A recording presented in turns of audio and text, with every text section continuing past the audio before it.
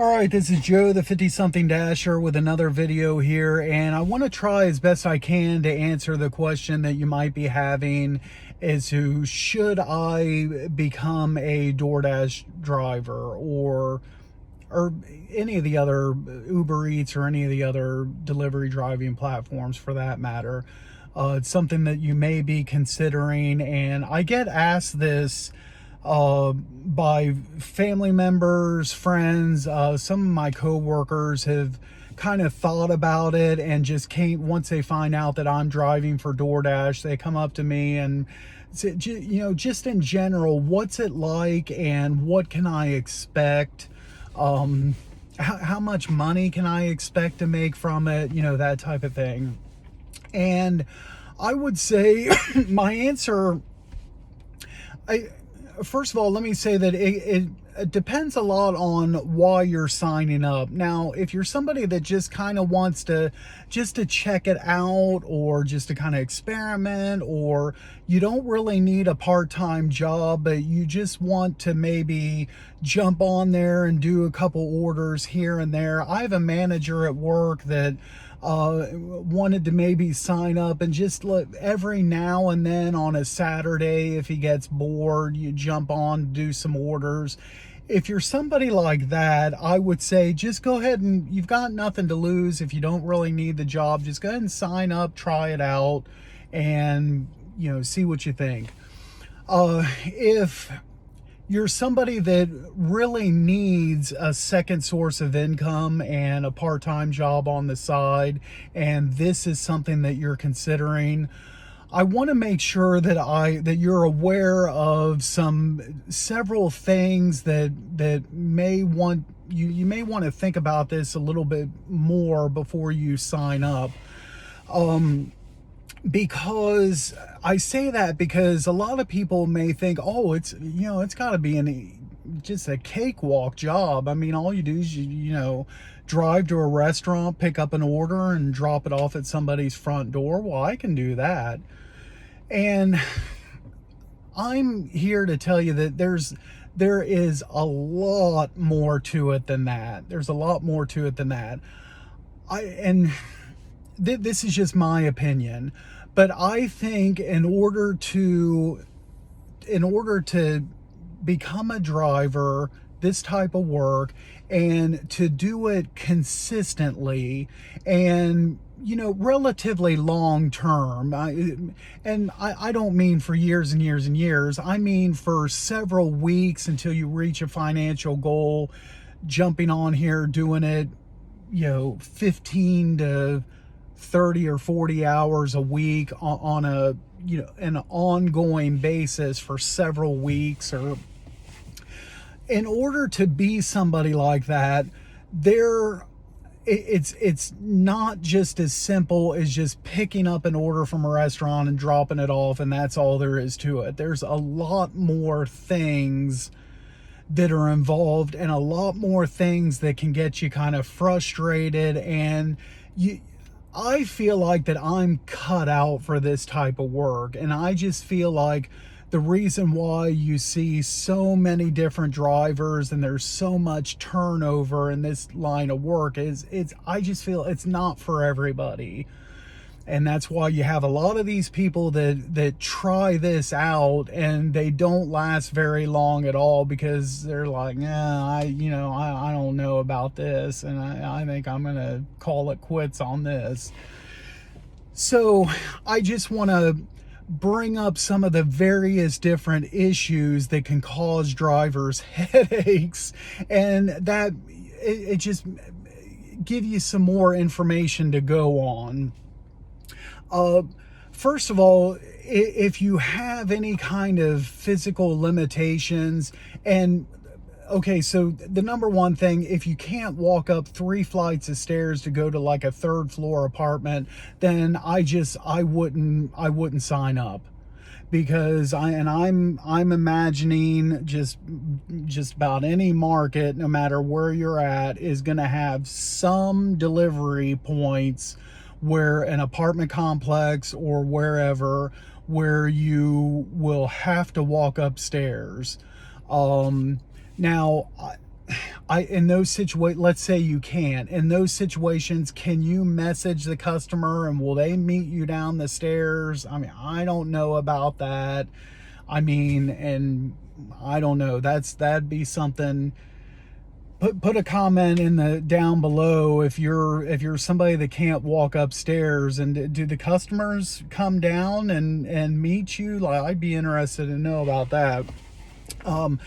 But there are, it's not always just like delivering to a house. So you'll have to go to apartments with stairs. You're going to have to go to hotels with elevators. I've been to high-rise apartment complexes. Like, I've gone up to 9th and 10th floors before, office buildings that are more than 7 or 8 stories up. Another like interesting type of delivery I've done is to truck drivers. Now that can be really challenging. So basically, I've gone to some kind of warehouse, manufacturing place, whatever it is, and then I'm supposed to find the truck driver. They'll give me like the what type of truck they're in, and maybe like a, I don't know, like a license plate, or I'm in front of dock door such and such. Or in a couple different cases, they don't give me much to go on, and I basically just have to drive past the different semi trucks until I see a driver standing outside. I mean, so you have, and these different types of deliveries can be kind of nerve-wracking. You have orders where it says hand to customer. It's a hand to customer order, but in the instructions it says to leave at the door. So you have times of confusion like that on these types of orders. Another thing is, I feel like even though the GPS, the in-app GPS that DoorDash uses, the Google Maps, I had to kind of get used to it in the beginning because I'm used to Apple Maps. So I had to kind of get used to it, but I like it now. It's a good GPS system. I haven't had too many problems with it. But even still, and this is just my opinion here, but even still, I believe that you kind of need to have like a good sense of direction, and not, if you're somebody that's going to 100% rely on GPS for everywhere you go, it's going to lead to some kind of frustrating times for you as a delivery driver. And I'll just give you like one example. I have one delivery point that I go to. It's a veterinarian clinic, and it's on a busy intersection in my zone. Well, for whatever reason, this makes no sense in the world. If I was to strictly follow GPS, and I accidentally did this a couple times, I've delivered there probably 3 or 4 times. And only the last time I remembered right from the very start of going there what I needed to do. The other 3 times I messed up because I'm just kind of going through the motions in my delivery driving for that day. But anyway, the in-app GPS has you drive around an unnecessary 3-mile circle, like kind of like, quote, going around the block, but a 3-mile long block, when all you have to do is go to the intersection and it's right there. Those types of things can be frustrating. Another thing you have to deal with, keep in mind. Oh, I forgot the biggest thing of all. The very, very biggest thing I should have started with was homicidal maniac drivers on the road. You know, if you're okay with being on the movie set for Mad Max Part 5, then, you know, I'd say go ahead and go for it.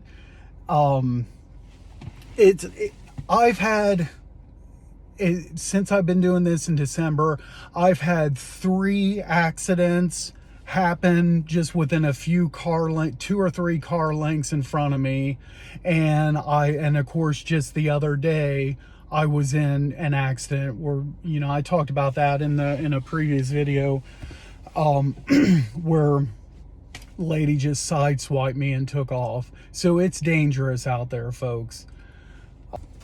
The next thing to talk about is, and this may not be true for all markets and everybody's phones and whatever carriers they're using, but in my zone that I work, I have 2 or 3 parts of the zone where I don't have, well, I have little to no service for my phone. And so I can't do anything on the app. I can't close out orders. I can't receive orders.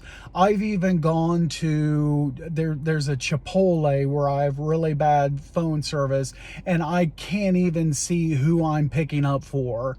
I had one time I went to Chipotle where I had to call DoorDash support. Hey, what's the name on my current order?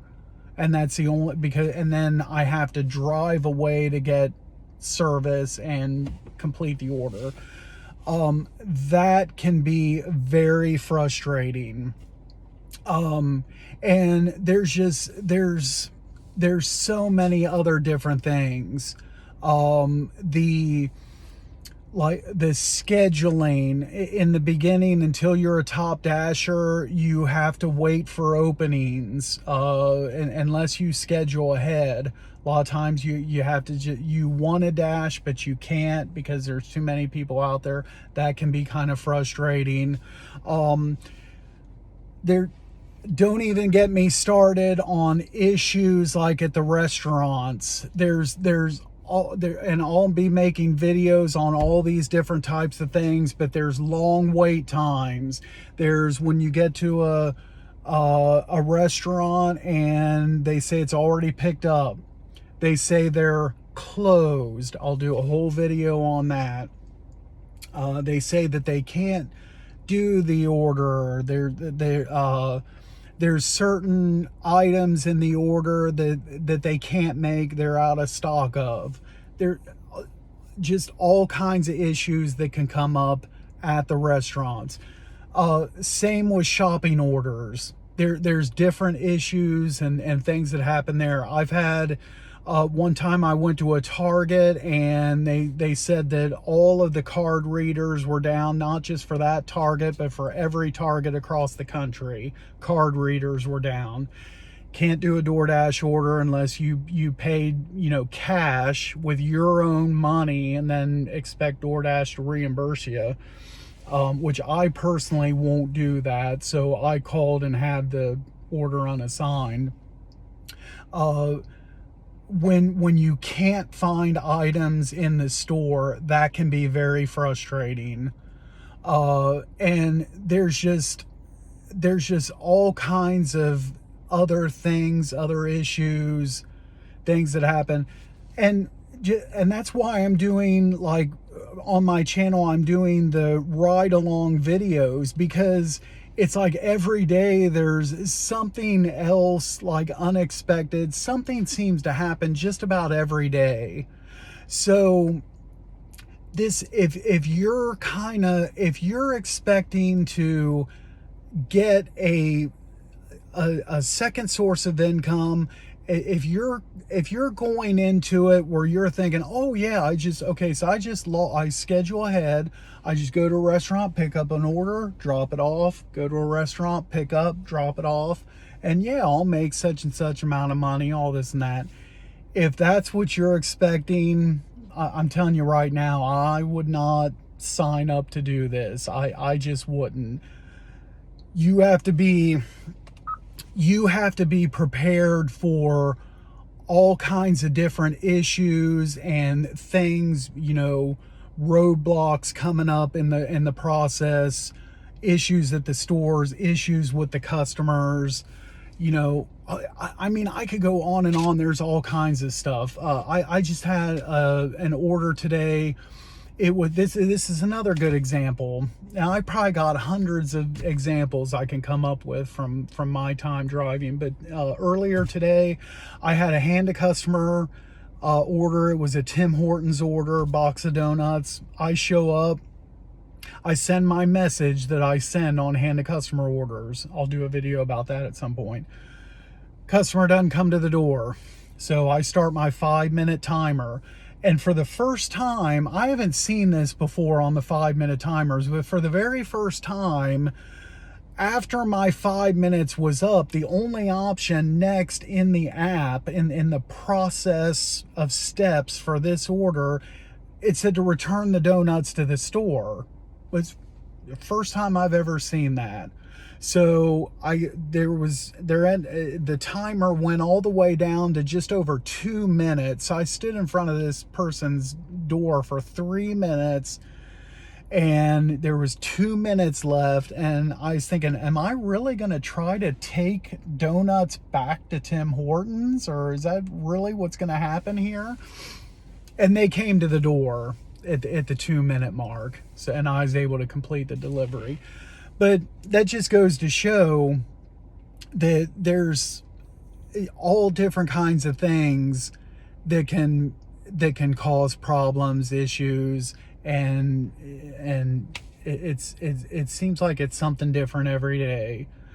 So you have to be somebody that's going to be like okay with that and be patient, that knowing that there's going to be issues like this that you have to work through. And if you're somebody that's okay with that, and you're okay with running into all these different issues and learning as you go, and learning and growing and getting to know all these different situations, if you're somebody that's going to be patient with a process like that, then I would say this would be good for you and to try it out. Lastly, as far as I know, pay is a big thing, and that people are interested in. That is going to be, and you'll hear all the other gig tubers say this as well, but that's really going to be dependent on your market. I'm pretty fortunate enough where for my needs and what I'm doing and the hours that I'm putting in, I'm making pretty good money, and more money from doing this than what I was kind of expecting when I first started out. I figured I'd get on to DoorDash. I figure I make $200-300 a month or something to supplement my income. And if you would have told me when I first signed up, I'd be making anywhere from $400 to $600 a week on average, I mean, wow, really? That'll be really nice. But I'll talk about this, my numbers and in other videos, but an active hour average for me this year, and I stay pretty consistent for these numbers, are each month I'm right about the same figures each month. It's consistent here. My active hour, the time that I'm actually on a order, is $25 an hour. And if you take my total dash time, the total time that I'm logged in, my average there is right around like $16.50 an hour. And some of that time I'm sitting waiting for an order. A lot of that time I'm here at home. I might be walking the dog or doing something on my computer. I've even been laying in bed snoozing, waiting on an order. So, but anyway, if you have any other questions or anything, put it in the comments. And anything else that you might be wanting to know about DoorDash and what it's like, and other questions or topics you want me to try to hit on, and I can do like a supplemental video and answer some more questions. But again, just the main thing I wanted to get across is there's a lot more to it than people might think it's just picking up an order and dropping it off at a front door, and there's a lot more to it than that. A lot more issues that come up, all this and that. And so anyway, hopefully like I said, if you've been interested in doing this, and hopefully this has provided some additional information to help you with your decision. And again, thanks everybody for watching. Look forward to seeing the comments on this video. Make sure to like, subscribe, check out my other videos. That's it for now. Thanks.